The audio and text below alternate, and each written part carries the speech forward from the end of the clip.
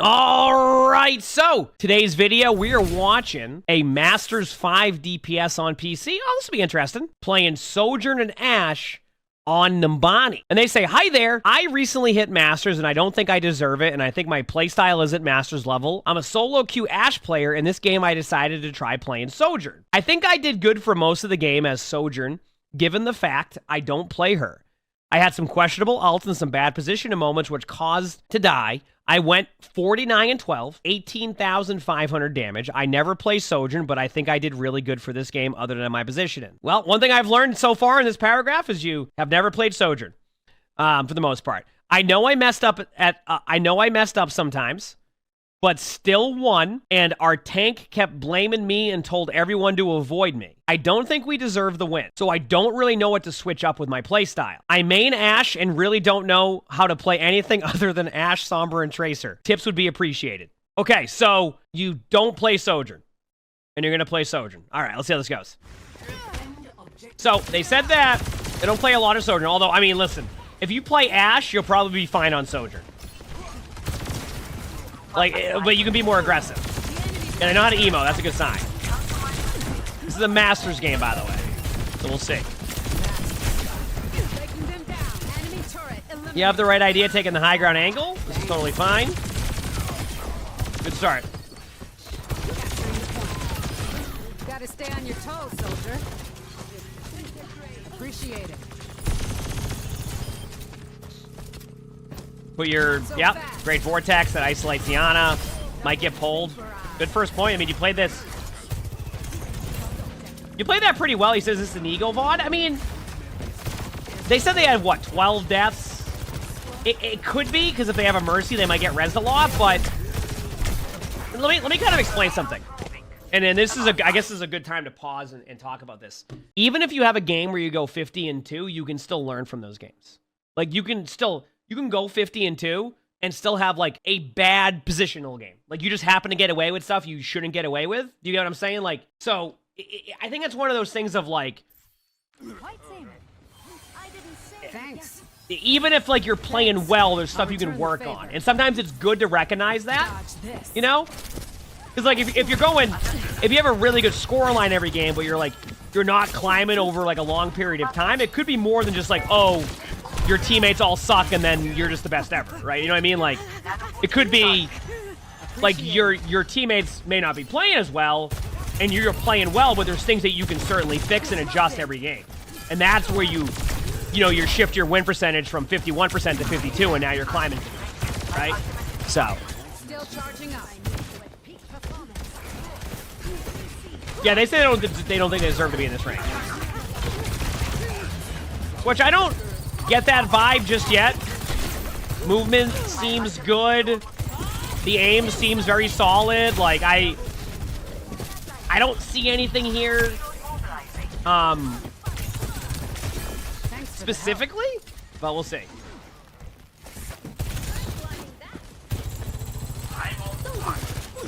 So far it's been good. I don't know why that Mei ulted, but yeah.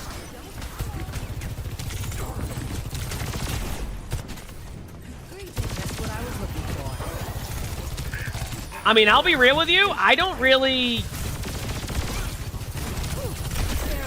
see anything, like, inherently, like, rough so far out of the gameplay. It seems fine to me. I don't know. This seems like you said you'll usually only play Ashe. I'll be real with you. Like, Sojourn is just really good. So, you're probably gonna... I wouldn't doubt it if you have a much easier time on Sojourn than you do Ashe right now. Ashe is good, but Sojourn has been very overtuned a lot over the past previous seasons. They've drawn back a little bit on that power now, but Sojourn's just good. Like, Sojourn's just good nowadays, so... I don't think they would do performance-based matchmaking that much in Overwatch. I could be wrong, though. Who knows? Orangus is Masters 5. To summarize, they don't really play Sojourn. They don't think they should be in Masters. That's pretty much where we're at. I don't see it. I think they're fine. This is just me needing to tell you that you're making the right progress, then this is basically me saying you're making the right progress. Your positioning's been solid. Your decision making on cooldowns has been solid. You're playing fairly well. Like I don't see anything spectacular in the sense of like, oh, this is bad, right?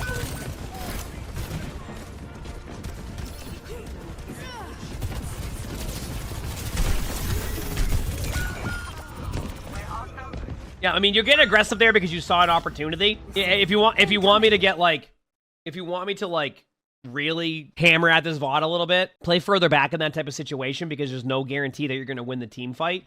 And if you look at the vision you're going to have on third point, you'll see why to me it's not worth chasing somebody on the outside, and it's better just to set up. You're going to get so much vision on that cart because they have to stop cart. So, yeah, that's really it. I'll show you what I mean when we get there.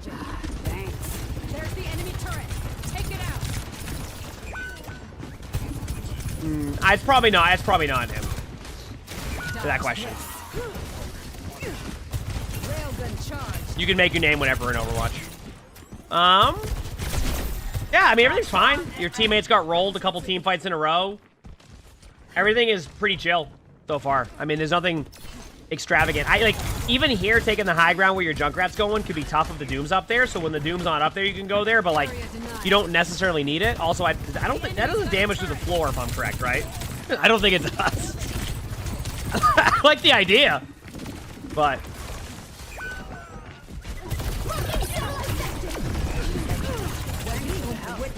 back away.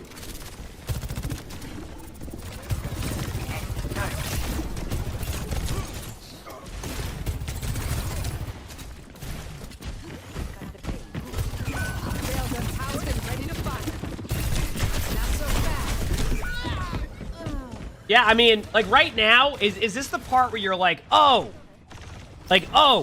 you know, I don't deserve to be in this rank, I suck, etc. Can I be real with you? This is just your team hasn't been able to get their foot in because of what you're running comp-wise, and the other team is getting up in your face. This really isn't something that you could solve with, like, being on Ashe or being, like, unreal. Like, right now is just a patience thing for your teammates.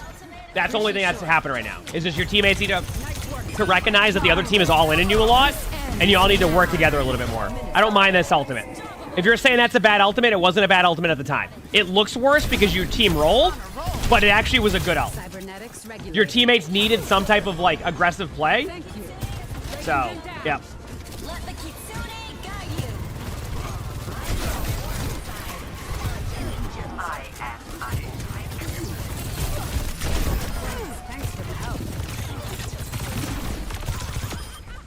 Not bad. Yeah, no, you're fine. I mean, if you need to hear me say that, like, you're playing fine and that you should be in Masters, this is Masters level gameplay, I would say. Aim is good, movement's solid, you're going to the right spots a lot of the time, you're making good plays. Like, I don't really have anything super rough to talk about outside of what I said on third point, where, like, you know, use the open space more than trying to force, like, close range fights. I think this is fine. Yeah, I think they're doing just fine. Disrupting.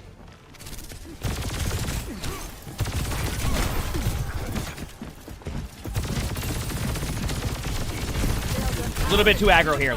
No. Enemy down. Okay, never mind. I mean, listen. I'm going to talk about this for 1 second. Maybe you had the information here. So if your teammates are communicating and they're all going high ground, I just want you to be very, very careful of this debate. I see this happen a lot where players, including myself, have done this, and it happens in top 500. And I mean, truthfully, you're going to start getting top 500 lobbies. Going into here is a debate because if any of their players here are in a decent spot. But if your teammates are giving you the information that there's like 3 up on high ground, then this play makes sense. So I don't have the full context of that play. I just want you to be careful of making that a consistently gone for play, okay? Just a pre-warning. This spot, I see so many people give up first point in Nambani of trying to overpush this spot, is all I'm saying, including myself. So anyway, let's go back. Yeah, Soldier's really good. Like just a really good hero.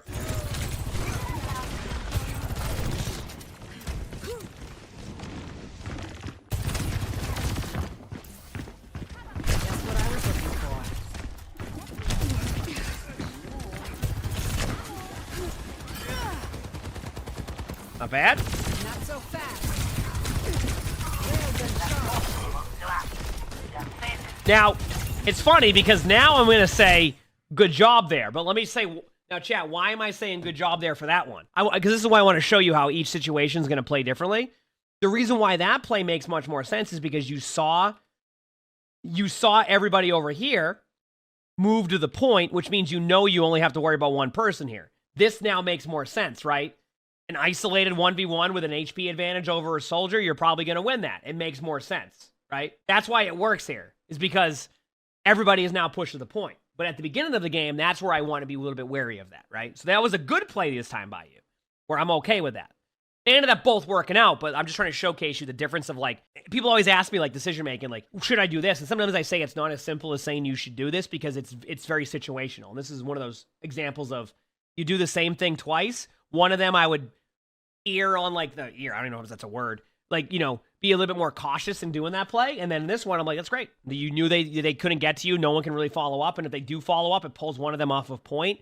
And even if you trade out, it's going to go in your team's advantage because you now have the map control and you got the kill.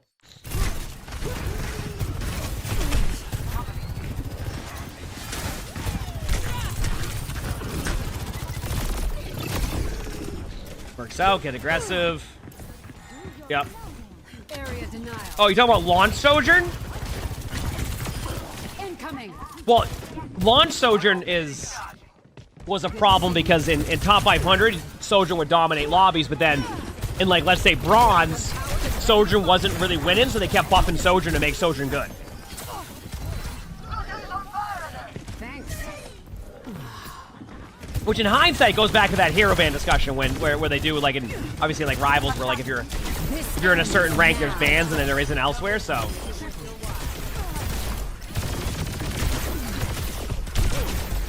I mean, you're playing really well. Nice job. Thank you. Appreciate it.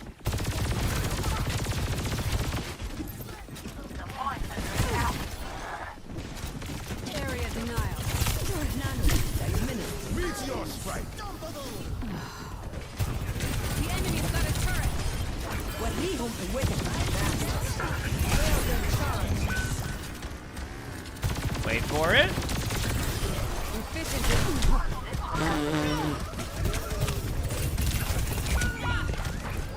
That's just one of those, they have ultimates, your team's all over the place fights, you had to go to the angle.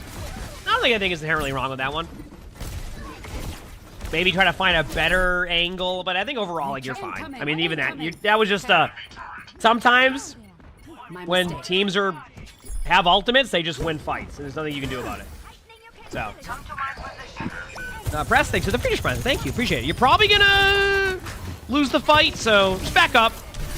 This is you have the mobility to get out. Thanks. Affirmative. Don't get killed for free against them, and yeah, Yes. there you go. Sorry.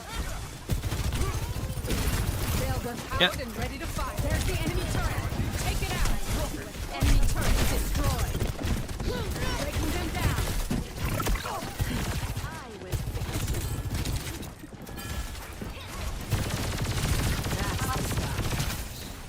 Wait for it.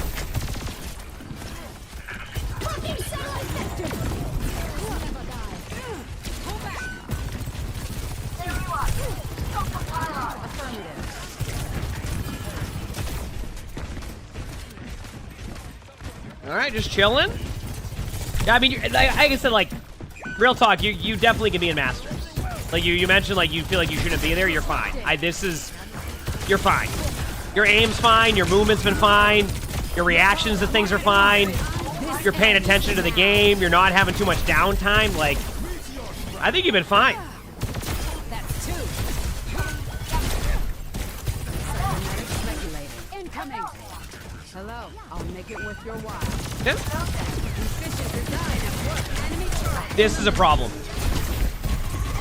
You might get bailed out by the tire there, but try not to think of the map as like cut in half on second point. You want to prioritize playing the high ground angles rather than make those risky plays like dive into the cart. Just to be wary of that, okay? Just small plays like that can make or break a team fight. I think if your Junkrat doesn't tire that, they grind you down, and then you lose it anyway, right? Railgun Target focus. You're not gonna be able to kill the Doom through that for a second. Yep. I would have shifted gears towards like the Bastion or like the cart and see if I can pick up a kill or two. Because that's how you get back into the game. You get a kill there, and then because you trade out and they can't res, you have an opportunity. So, and like see like your ball gets back. Now imagine if there's one less target. So in that situation when you see someone nanoed, and like I said, you're gonna see me do it sometimes too. Try to get a kill during that time to make up for whatever their Doom's about to do. Does that make sense? Sure. Area denial. You said the disruptor usage? Yeah, I mean, it's been fine for me. Could it improve a little bit? Yeah, but I think, like, I don't need to overcomplicate that for them on Sojourn either, considering, like, they say they never play Sojourn. I think that's just, like, they'll pick up on that over time type of thing. Like, it's not bad. And like, it's not as good as it was before, where you could use it to get, like, extra energy either, but I think it's been okay. You know? It's not great. It's not bad, though, either. Like, that's a good one. You're isolating them off the card at an angle. You know, like, that's a good disruptor shot to me. Going in aggressive there because you have numbers. I'm fine with that aggression at that point because you already knew you're going to win it. Yeah, so far so good. Did they lose the game? I have no idea. They didn't tell me if they did or not. Or maybe they did. I already forgot, so that's probably a good thing. Yeah, this is where I remember how earlier I was saying how, like, what I was trying to say to you earlier was, like, you don't want to end up taking a 1v1 here in these type of situations, right? Like, you don't want to end up taking a 1v1, like, against that Doomfist at that point, right? In these small corridors. So be careful of that. These are, like, this is recognizing the strength of the hero. Once again, I'll just show people on third point. Look at how much, like, if you're playing a sniper character, a Widow, an Ashe, or a Sojourn, like, you get so much, like, free open space and cover here that you can become really hard to kill. And a lot of the times people make the mistake of when you win more and more team fights, you start to gravitate towards them. I would actually prefer if you gravitated towards them here and then backed away safely than end up in an isolated spot up here in a 1v1. Because look what's happened now. This Doomfist now has opportunity to kill your Junkrat. This Doomfist has the opportunity to kill your Zenyatta. And this is why, like, I always talk about how your positioning generally gets worse after every team fight, because the more team fights in a row that you win, the more likely you're starting to gravitate away from what got you to where you were at. So I want everybody in every rank to start thinking about this.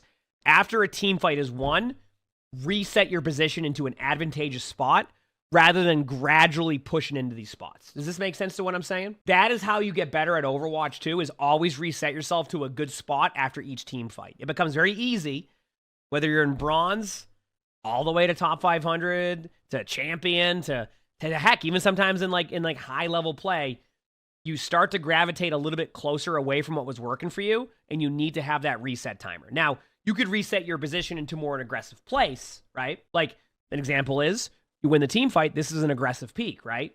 You can even go here if you need to, and then you can see them coming, right? And then back away. You see what I'm saying? So, I hope that's helpful. This one, you get to kill on your teammates. Now your teammates out there trying to help. That Doom will survive. Good sleep by your Ana. But you see how, like, because of your teammates trying to take that team fight up there, has now resulted in your team being, like, basically on your back foot now. This ult is not bad, actually. See, okay. I saw what you saw, and I want you to not to think about the result of what happened with your ultimate. In this situation, you saw an opportunity for a kill. A little bit aggressive, right? But you're on the cart. Then you're like, okay, we got a kill. We have, like, a good, like, you know, I think we can win this. So you pop your ultimate. Well, you popped your ultimate. But I want you to think about it from this way. They have now used a lot of their ultimates, really good ones, just to try to counter what you're doing, and now you've reset some ult pools, and you still have good ultimates on retake. So it's not like an amazing ult, but I wouldn't look at this as like, oh, this sucks, right? Sometimes the value you get from an ultimate is just getting 2 of their ultimates out.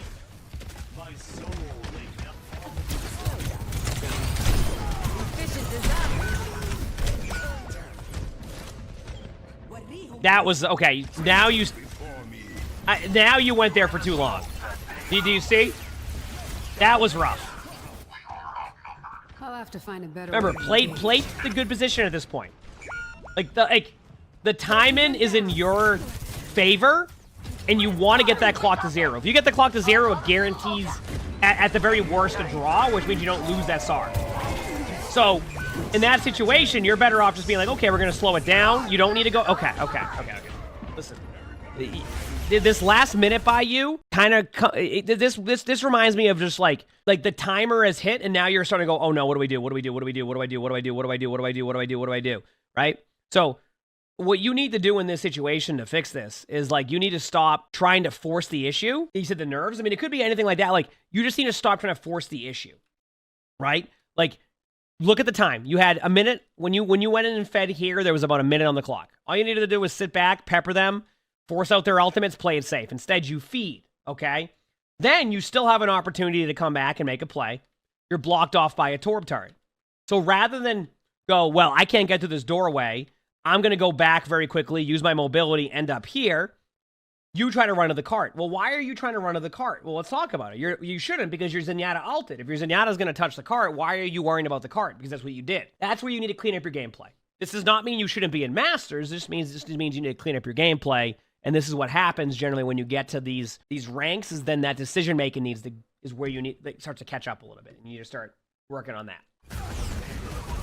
Now, ideally, they finish with no time, but every single time your team goes and feeds, increases the chances the other team can finish with time. And look at that. They finished with exactly 1 second on the clock, right? They finished with exactly 1 second on the clock. And now they have time to attack. I want you to think about the 2 times you fed, that 1 second difference. There it is. Now you would have a minute 5 to attack, and they'd have 0 time. That 1 second difference is what made that happen. And that right there is why I always say that's the make or break, and like where you climb at is those type of situations. That's it. That's all. That is literally it in that situation. That is the make or break right there. Breaking them down.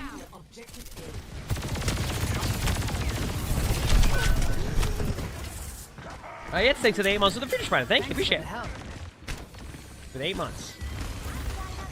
All right, you raise your Junkrat. Put a good, not a bad start. I see what you're trying to do. I mean, the disruptor shot, you're trying to just disrupt them from going out there, which makes sense since the name. I'm okay with this aggression, by the way. Do not push past this area, though. It's a very enticing area. You need to get out of here immediately. Do not stay there. And then put your disruptor shot one more time. That sequence was perfect. Good job. You went a little bit too aggro, but like, I was okay with that play.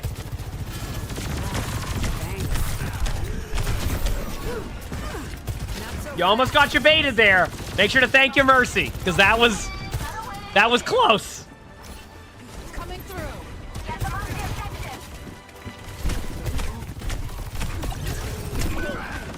Yep. And once again, I want to pause here. Whether or not you win this team fight, do you see how your positioning gradually got worse as you won the first team fight? You play it much safer here after you don't get the kill on the Reaper. You go up to the high ground. You even go to this angle, right? But instead you go into the middle of the open, and now both you and your Mercy are dead. Remember, in these type of situations, when you're playing Sojourn, sometimes you being out of position also gets your Mercy killed. So sometimes you also need to think about, okay, where can I position after the Reaper kill didn't happen that not only will help me survive, but will help my Mercy survive? And those are the little things you need to start thinking about as you get to Masters, because those are the, once again, make or break type of situations. You can hit your shots all day long, but if you're feeding, that's going to be on you at that point, right? So you went for the Reaper, you didn't get him, your Mercy saved you, then you back up and reset your position. Regardless if you win or lose this team fight, these are the moments that are going to make or break that ability for you to keep climbing, all right? Okay, let's head back.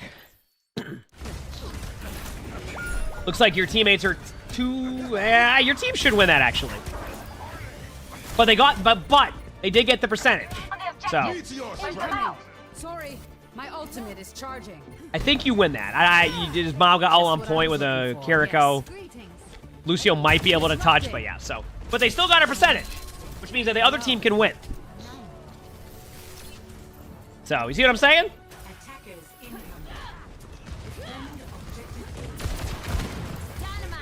All right, now you're on Ashe.